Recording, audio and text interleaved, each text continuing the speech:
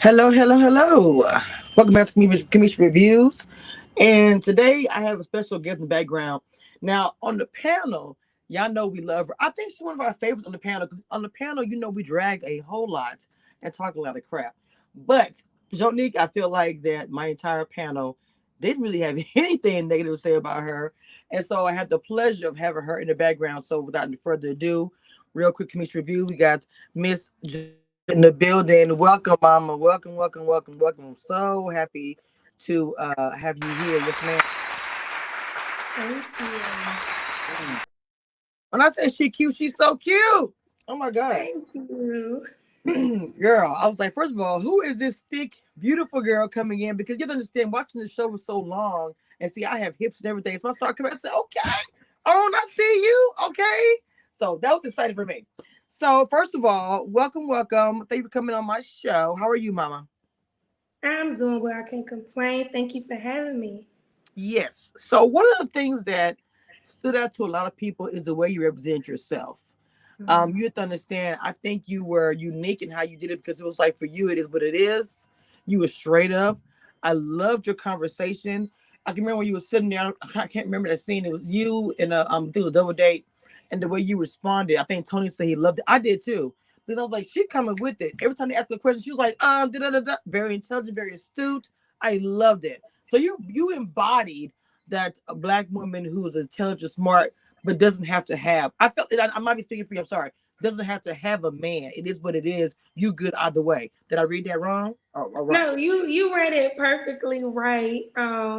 There's value in having a partner. There's value in having a strong connection and building something substantial with another person. And there's also value in being single and honing in on who you are and building yourself up. I view the value either way. Um, I love being single, and I also love when I'm in a relationship. I feel like more people need to embrace both points in their lives. Neither is inferior to the other. Mm. Girl, you are so smart. I love the way your vocabulary. That's how I know because it's the words you use. I said she's so smart. Okay, so how did you get on the show? Because I'm gonna be honest, and I said this to everybody I've ever talked to, Rich Love. But you are very cute. You're very astute. You're a lot of things that a lot of men love about a woman. And so, how did you get on the show for dating? Is my question. Um, I saw the opportunity, and then actually a producer reached out to me about it. Hmm. Um, and it just kind of went from there, honestly. I didn't know if I was going to be doing it or not. Because I know usually the cast is a little bit more mature than I am as when we're talking about age, though. Okay, I'm about to say Um, not maturity as in character and you're very action, just mature. age wise. Right, right. Most of the people are like kind of 40 range. So I didn't know if I would be, a part of it because they always would ask, "Are you into older men? Are you into older men?" Right. So I just knew it was gonna be older men. So because they kept asking, so Right. it just kind of went from there. We had an initial conversation, and then we just kind of went from there. And I ended up being told that I would be on the show. For me, I had been single for a while prior to the show, a couple years, like 2 years. And I just said, why not give it a try? Because I put my phone on do not Are you disturb good? You good? You good? You good, mama? because I got a phone call. But so like I said before, I'm secure in being single, and I'm also secure in being in a relationship. So since I've been single for a few years, I said, hey, I saw the opportunity. Why not? I feel like it'll be a cool opportunity, something different, something unique to try. So I'm always the type of person, I'll try it and see where it goes. Either, regardless of what happens, I'm going to take a lesson from it. I'm going to learn something from it. And it's just going to be a part of my life experience. So that's just kind of how I got to that point. I wasn't looking for anything in particular. I wasn't going into it with like, hey, this is what I plan to get out of it. I was going into it with a very open mind. Like I said on the show, I had a very open mind about what it was that I would gain. I didn't have any like lofty expectations. It's just I'm going to take what God has for me to receive from this process. And as we know, like I did not stay throughout the whole process. I didn't Mm. have any super significant matches, but it was still an experience that, I'll remember for the rest of my life. Wow. Did you have any? Because now that you're obviously it's pre-tape, we all know so whatever. But getting back into your real life, did you have any lesson that you'll take with you going forward, dating wise? You said, did I have any what now? Like a takeaway. I'm sorry from this experience because it is a dating social experiment, but at the same time you get back into your real life and you're still, single and you're dating. So I was just wondering, did you have any takeaways or any changes that you may have made? There weren't anything like major, but I will say it kind of opened my eyes up to dating more outside of my normal dating preferences. Mm, Because none of the men were kind of aligned with what I would normally date. okay. And that's no shade, no fade to none of the men, but we're all entitled to have our preferences when it comes to 100%. dating. Yep. That's each individual person. Yes. We Yes. are entitled to have that. So none of them like truly aligned to what I would usually date, but it opened my eyes up to being a little bit more flexible. So I actually started dating someone toward the end of filming, and it kind of helped me with that. It made me be a little bit more open, a little bit more flexible to not have to date inside of certain parameters. Gotcha, gotcha. You avoided all of the drama. It seemed like it wasn't a lot of drama this season, I would say, but it's always drama in every reality TV show or whatever. The whole thing, I feel like Blake is the center point of that. I would say that he is like the, oh my God, Blake is did it up. So there's been a debate on my panel and other panels as well, and other bloggers was like, what, why does everybody hate Blake? And so I've Mhm. asked the women who's come on here of the season, like, what is your take on that? That he is becoming the bad guy of this season. So one, I will make this disclaimer that, as you know, and that a lot of people who watch this will know, the show is heavily edited. Mm-hmm. So I will make that disclaimer. Production has to make something that viewers will want to watch. Okay. So that's also something else to be aware of. 100%. Um, and the second part to that is Blake just honestly had a personality that wasn't welcoming, so a lot of the women did not receive it well, including myself. Mm-hmm. Um, he's not someone I would ever date personally. That he just doesn't fit into anything I would see or want for my own life. Now, I've done other interviews and spoke on this before as well, and some women are just like coming to Blake's defense and da da da. And I'm like, y'all must know him personally, because I know him personally. The other women on the show know him personally, and we film with him every day. Okay. So we can only speak from our own Yeah. interactions with him throughout the course of filming, which is weeks, filming with this person all the time, seeing them all the time, and what our own personal interactions were. Now, y'all see a 1 hour episode once a week, Mm-hmm. Mm-hmm. and that's all you know.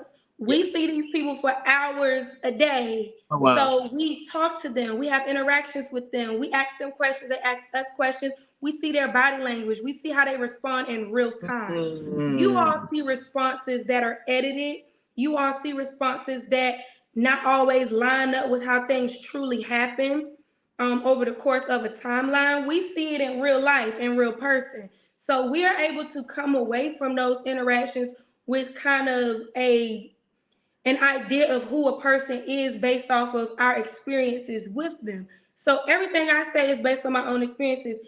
People can hate, love Blake, whatever they want to do, but myself and the other women, we were kind of turned off by a lot of the things he said. We were turned off by how he said them, his approach, his demeanor, his responses. We were just turned off. And it should really say something when several women are saying the same Yes. thing. Mm-hmm. But I guess, people view that 1 hour per week, and they are experts on everybody that's on the cast, and they know us like the back of their hand better than we know each other. Right, girl. It be tripping me out with that too. I'm happy you said that, and I know I'm pretty sure you got. I'm sure, pretty sure that you all have gotten access. I try not to be, be a repeat or whatever, but I don't watch everybody's interviews honestly. No, you're not But a no, no, no, repeat no, at no. all. No, no. What I'm saying is that because sometimes I try to be unique because I feel like one of the things I bond with the cast about. I'm like I know they get asked the same question. I do it with all reality TV shows. Try to be like, you can't help it sometimes on some stuff, but it's like I try not to be. I feel like damn, they gotta say the same thing again. So I try to be empathetic to you guys. That's really what it is. But it's different Um, audiences. Your yes, audience is not true. someone else's audience. So that's perfectly fine. I don't mind it at all because it is what it is. People want to Yes, ma'am. know the answers to these They do. questions. So it is what it is. I don't mind at all. Oh, you awesome. See, I didn't even know everything you said. You literally opened up my eyes just now because I'm like, you gave me a different outlook on it. I'm like, okay. And when we talk about it as bloggers, like it's been a debate on my channel where half of us are like, it looks like he looks negative on camera, and another half is like, there he's being like persecuted, and I'm in the middle because I'm trying to be, being a blogger, not being unbiased. Don't we just? It's hard, but like for me, when you're saying that, you guys who are speaking out about it, yes, you guys have more time. We're only seeing a fracture, very small fracture at that, of his personality and character, whatever they choose to show us, and so it just it's I'm happy being so transparent about it because it's really been a thing online, Lipstick Alley, and so it's becoming the whole time. I don't want it to be the whole thing of the whole season, but it is becoming a big thing, and I It just is love becoming a big thing. It it. is. Yeah, And they've really made it like the epicenter of drama for this season. Like that's like a huge drama storyline. And he's right in the middle of it. So it's like I'm not gonna say that there wasn't drama surrounding him because there was, but production is gonna of course kick it up a notch as well and really focus in on it a lot on every single episode. But I mean, he was the center of a lot of drama. It started with him not wanting kids, which I didn't care because he was never my connection anyway. So right, right, right, whether right. somebody want kids or not, you're not a man that I want. So it doesn't matter if you want Yeah, kids or not. But women had an issue with it. They're like, why are you here if you don't want kids? If you're trying to find someone, most of the women are gonna want kids. Da da da. yeah, yeah, That yeah. I was, get. the first thing. Then it was the thing with him and Jeffrey and Suanne and what he told Jeffrey. And then people are still going back and forth about what he told her, if that was a lie, if it was the truth, or whatever the case. Jeffrey had absolutely no reason to lie about that particular situation. She got zero out of it. It was just a conversation we had in the ladies' lounge. We have a lot of conversations in the ladies' lounge. On days where the ladies' lounge is filmed, we're there for hours and hours and hours. Oh my So god. that was just one of the hundreds of things that we discussed that particular day. Production just so happened to pull it out and put it on an episode, and then they made a storyline around it. But Jeffrey she didn't come in like with ill intentions and say, "Oh, let me try to stir up something." No, she had no reason to do that. I don't even know why it's a topic as to whether she lied, because why on earth would she have a reason to lie about that? She, at the time when she said that, she didn't even know that he and Suanne would have such a strong connection down the road anyways, because that was really early on when she made that comment. So Yeah, she was just, at that point it was a free-for-all. None of us know these men. None of these men really know us. As ladies, we're sitting down just to converse amongst ourselves about what's been going on. And she made that comment. It wasn't malicious. It wasn't meant to throw jabs at anyone. We had just started really getting to know everyone, and she was just kind of saying, "Hey, this kind of happened with me and Blake, da da da da," like, and that's all it was. See, but the thing about it, how you literally just clear that up, has been so many different misconceptions about the topic. And again, I've said this before, um, what you guys experience, I feel like is like something that we'll never understand. It's like only you guys who experienced it, however long you've been there, I don't care if it's a day, a week, the whole time, or whatever. You guys are gonna be, it's like a sorority of sorts. You guys are gonna be the only one that gets it, and so you have to be a lot of inside information we're just not gonna know, whether you can tell it or not because legal reasons or whatever. That's why I love having you guys on my channel, because I feel like you guys are either not able to speak out, bloggers, myself included. What my past I did. I'm more, I get it now, but back then I didn't.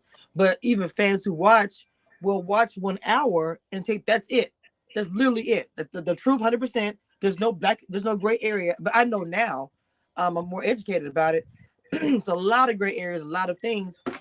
So people should not assume. And I'm just happy you came on and cleared a lot. You cleared up a lot of today, Mama. And I appreciate you. So let me ask you a question. You went on there for a long time, but you got a lot of fans who call you a favorite. They loved your demeanor, the way you looked. the way you carried yourself. He's on there for a short time. I look forward to seeing the reunion. But how do you feel about that? Because I mean, if you look up your name, it's a lot. You're a favorite. You're a favorite. You weren't even there as long as the people who are still there now. Yeah, I think I was there. I left on like episode 7 or something like that. So it wasn't a super long time. I was there a little bit more than half of the season, and of course the reunion. I just feel like real recognize real. People are gonna always gravitate to people who they feel like is telling it like it is and saying what needs to be said and saying what no one else will say and saying what's on your mind, but maybe you don't want to say it. You thinking that I'm gonna say it. And so, people are going to gravitate toward that, the real ones, because they're going to appreciate it and they're going to respect it. Going into this process, it was very important for me to be myself. It was very important for me to be authentic and true to who I am. I wasn't there to try to get brownie points. I wasn't there to try to woo anyone or make someone think that I was something that I was not. I was there to be completely and totally Jonique, and that is what I did. Now, production did a lot of edits, and they didn't show a lot of what I discussed with them because a lot of my storyline was surrounding my family, surrounding my parents' marriage, how they've been together for 37 years, and how I've kind of modeled what I want after that. A lot of my story was about my business and how I'm self-made and just, all of these great, amazing things that would be awesome for other Black women to see, especially young Black women my age, to see that by 30 years old, you can, be a self-made woman with a 7-figure business, but they didn't show any of that. And I think that's Wow. probably one of the things that I don't like most because that's really showcasing a positive image that I feel Yeah. like would have been great for other women Mm. my age to see Mm. who are in the grind, 30 years old. We just got out of college, between 5 to 7 years ago. They're in the grind trying to figure out what's next in life. To see someone their age who's doing what they aspire to do and seeing that, okay, this is possible. You don't have to be 40, 50, 60 years old to attain some type of success. And a lot of my storyline was based around that, but none of it made it to the actual episodes. So yeah, I mean, it is what it is. It happens. I knew that coming in that it was a possibility. But regardless, I'm still true to me. People get to know me on Instagram, through my TikTok, whatever, because I make a lot of content. A lot of the ladies who watch the show have come there and followed me to just kind of get a real kind of insight into who I am, and it is what it is. Well, first of all, I need all those links. I'm gonna have that, guys, in the descriptions. When you go on every time you watch this live, you be able to follow her social media, and I'm gonna follow her because I do TikTok, all kind of mess, because I'm a brand. Period. Okay. Uh, so let me ask you a question. Speaking of that, and we're wrapping this up, and I have enjoyed you. I do the time. It's supposed to be 20 minutes or under, but I've been enjoying it so much I forgot what time it was. Okay, so you spoke about your your glow up. I want to hear about you as far as your business. What do you have going on outside of Ready to Love? That's what I want to hear about. Mhm. So I own a software distribution company. We distribute licensing rights for software. I've been doing that for years. Wow, look at that. Um, Jesus. Prior to that, I was in consulting. I did government contracting because I have a master's in public relations. So I did a lot of energy defense strategic planning for the Navy and the Marine Corps. And I kind of used those transferable skills, started my software company. And like I said, I've been doing that for years now. And right now, I'm also in the midst of launching a feminine hygiene brand with soaps and sprays, vajacial kits, things like that. Because I love women and I love women's health. I'm a huge women's health advocate, and so that brand will be out this year. Wow, first of all, it's about Black Girl Magic, first of all. Okay, because I love it, baby. You better get it, mama. I love it. Okay. I love it. So I need all of the links for your business and your social media so I can put it in the description. I want them all to be able to follow you and continue to see your journey, even though your journey on Red to Love is over. Not really, because we have the reunion coming up. I'm pretty sure it's gonna be OT. And you Oh, have to come Lord. on here. You gotta come back on here, mama, on a I live. definitely will. I definitely would love to because the reunion Yes. is coming up in a few weeks. It'll be right here before you know it. Yes, Lord Jesus. I just don't give me any tea. I'm not asking for that. I know how this goes, but tell me, is it gonna be explosive? Mm, I think you'll learn some things that you will not see or know about or be privy to during the regular season.